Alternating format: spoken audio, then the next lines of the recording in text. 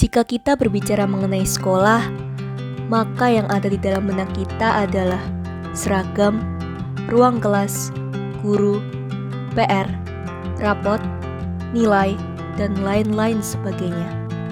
Namun, pernahkah kalian berpikir jika ada sekolah yang tidak mempunyai hal-hal yang saya sebutkan tadi, namun sangat memiliki relevansi bagi masyarakat sekitar? Selamat datang di komunitas belajar Qoryah Thaibah. Sekolah atau kelompok belajar yang mengedepankan kemerdekaan anak dalam belajar, berekspresi, dan berkarya sesuai dengan kemauan mereka.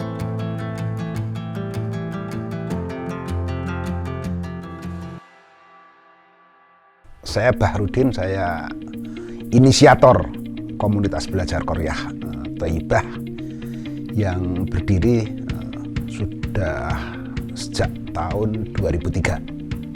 Nah, komunitas belajar Qoryah Thaibah itu semacam kelembagaan pendidikan atau sekolah dalam tanda kutip ya. Tapi yang community based dan bahkan living contact based. Jadi berbasis komunitas sekaligus berbasis pada konteks kehidupan. Di samping praktik pembelajarannya itu learner centered learning atau berpusat pada si learner itu sendiri.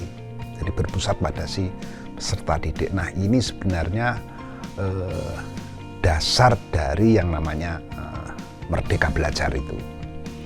Lalu berpusat pada komunitas berikut konteks kehidupannya. Karena natural resources ini harus dikelola, karena ini ketergantungan manusia itu kan juga saling ketergantungan manusia dengan alam itu kan sedemikian kuat, sehingga ini harus dikelola dengan sebaik-baiknya untuk kemudian kan bisa dimanfaatkan gitu.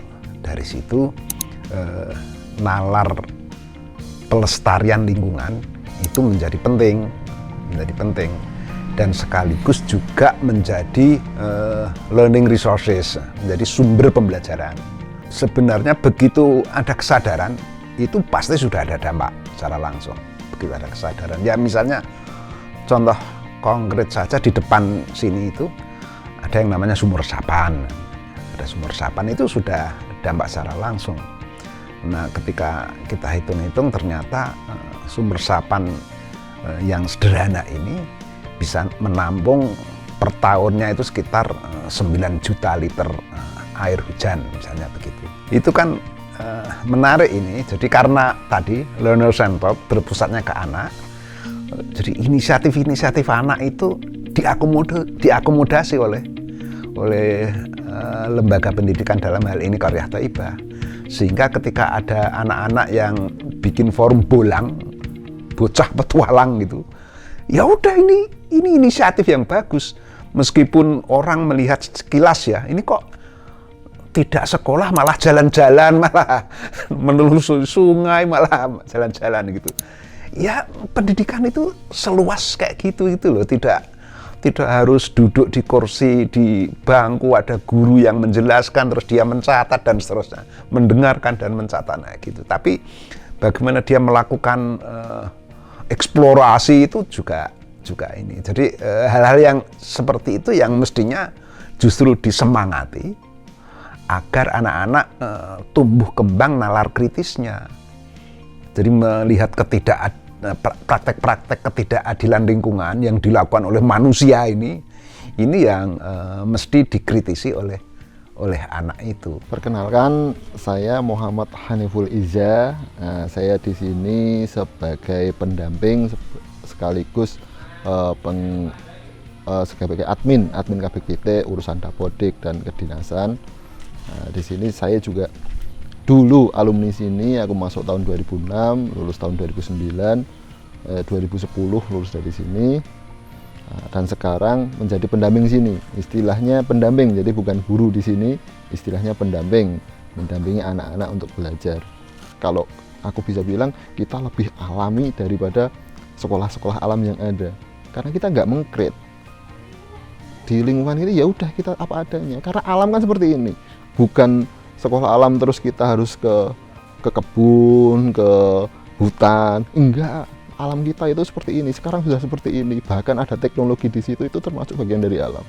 Nah, kita lebih alami daripada sekolah-sekolah alam yang ada. Nah, termasuk ada di situ kita berkegiatan, berjalan-jalan di sekitar, di desa. Kita nggak pernah melupakan itu. Ada juga forum. Nah, salah satu forum yang eksplisit khusus membahas tentang kegiatan kita bersama alam, mengenal alam. Ada lebih jauh lagi. Nah, kenapa harus ada seperti itu? Karena meskipun kita cinta lingkungan, kita sadar tentang kebersihan lingkungan, keamanan lingkungan, tapi kan nggak semuanya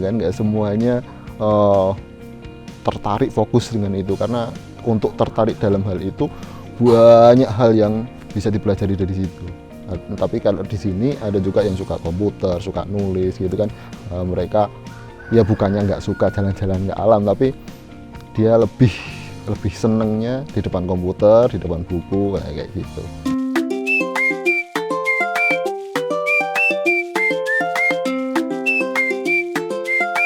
Forum pulang. Kata itu sudah disebutkan beberapa kali oleh narasumber-narasumber kami sebelumnya. Kami mulai tertarik dan menyelami lebih dalam lagi mengenai forum bolang. Perkenalkan, namanya Bowo. Dia merupakan ketua anggota forum bolang yang memiliki ketertarikan pada alam yang begitu dalam, sehingga ia membuat forum bolang ini. Perkenalkan, nama saya Pandey Kaputra Wibawa. Di sini sering dipanggil Bowo. Saya di sini kurang lebih 5 tahun. Saya awal di sini tuh karena keluar dari sekolah formal, terus pindah ke non formal ini dari tetangga saya. Aslinya warga sini sebenarnya. Dan saya di sini sebagai murid udah lama lah, murid senior. Dan saya di sini juga sebagai ketua forum bolang. Jadi forum bolang tuh didirikan pada tahun 2021 ya kalau nggak salah, sama anak-anak sendiri. Dulu tuh anak-anak sering bolang ke sawah, ke sungai gitu, sering mancing lah, kayak nyari-nyari ikan gitu.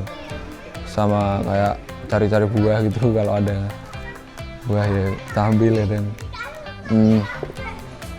Dan forum bolang tuh kegiatannya sering, kalau akhir-akhir ini sering kayak kita materi sih, kayak orientering gitu kemarin baru, terus juga observasi flora fauna sering. Dan juga kemarin kita forum bolang mengadakan kegiatan observasi flora fauna bersama. Kegiatan tersebut tuh dari bulan forum namanya kalau di sini. Terus kita dibagi 4 kelompok. Terus dikasih pertanyaan, ada ciri-ciri, metamorfosis, sama manfaat dari tanaman tersebut, terus cara perkembangbiakannya atau cara menanamnya. Soal observasi itu kemarin ya seru-seru, soalnya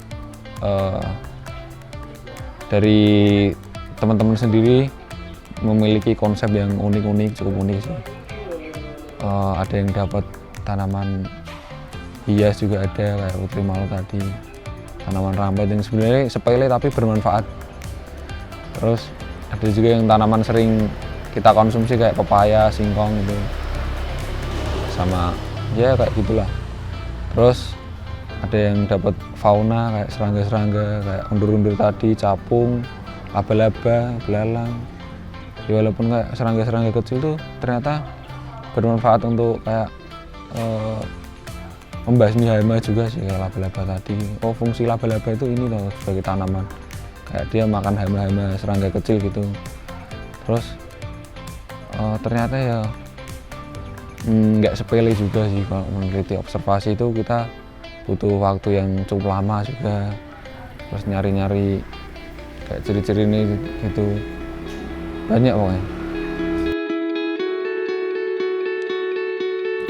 Setelah mendengar dari ketiga narasumber, kami tertarik untuk membahas sekolah Qaryah Thayyibah kepada salah seorang dosen hukum lingkungan di Universitas Katolik Sugio Pranata untuk membahas Qaryah Thayyibah lebih mendalam. Nama saya Beni Danang Setianto, saya adalah dosen hukum lingkungan di Fakultas Hukum dan Komunikasi Unika Sugio Pranoto, tetapi juga dosen di program Magister Lingkungan dan Perkotaan. Kalau pertanyaan semestinya, gradasi sekolah alam itu kan besar ya, artinya ada yang misalnya sekolah hanya mendekatkan siswanya pada alam pada hari-hari tertentu, tetapi juga ada yang secara konseptual menggunakan alam sebagai media pembelajaran dan tidak terkait dengan kurikulum pendidikan nasional misalnya, tetapi juga ada yang sekolah biasa tetapi menginsersikan, jadi kurikulumnya sebenarnya adalah pendidikan nasional tapi menginsersikan kegiatan-kegiatan dengan alam.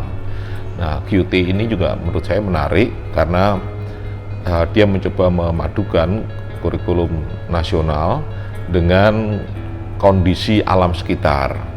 Maka kalau ditanyakan apakah sudah semestinya, maka sesuai dengan gagasan awalnya QT, saya rasa memang seperti itu, adalah mencoba membebaskan diri anak-anaknya untuk bisa berinteraksi dengan alam sebanyak mungkin dan kemudian belajar dari alam di luar pelajaran-pelajaran yang sudah diatur di dalam kurikulum pendidikan nasional. Saya rasa sih sudah sampai tahap itu, meskipun kalau kita mau melihat yang lebih dalam lagi, bisa saja misalnya bahwa sekolahnya itu sendiri pun itu juga sudah mulai berpikir tentang misalnya ya, kegiatan daur ulang secara penuh di situ. Ya, penggunaan airnya di mana, kelasnya, ruang kelasnya seperti apa, kemudian pemanfaatan ekonominya ada di mana untuk bisa menghasilkan semacam itu. Itu bisa lebih detail lagi, tetapi sebagai sebuah langkah saya rasa QT bisa dikatakan sudah mewakili lah sekolah alam yang semestinya begitu. Dalam konteks sekolahnya itu sendiri yang memunculkan kesadaran dan perubahan kultural harapannya ke anak-anaknya itu sudah merupakan bagian upaya untuk secara genuine ya. Jadi saya tidak mengatakan itu gimmick, tetapi secara genuine, secara sincere, secara asli, secara jujur dan tulus untuk memberikan kembali sesuatu kepada alam. Bahwa tahapan-tahapannya mungkin belum memenuhi yang lebih tinggi lagi, ya kita maklumi saja karena itu menjadi proses. Karena memang tidak mudah kalau kemudian, apalagi ya kalau kemudian dibenturkan dengan bahwa kalau mau mengatakan kembali ke alam itu artinya ya, harus ada tindakan-tindakan teknis yang kemudian langsung tampak nyata gitu ya. Tetapi sebenarnya tidak harus seperti itu. Perubahan-perubahan cara pandang, kemudian perubahan-perubahan gaya hidup saja itu sudah bagian untuk kemudian kita bisa bereaksi dan merespon terhadap alam ini, sehingga dengan kata lain sudah memberikan sumbangsih untuk alam semesta juga. Qaryah Thayyibah bukan hanya sekolah formal pada umumnya. Dirinya membuktikan pada masyarakat apabila sekolah tidak harus melulu mengenai kelas, nilai, dan seragam.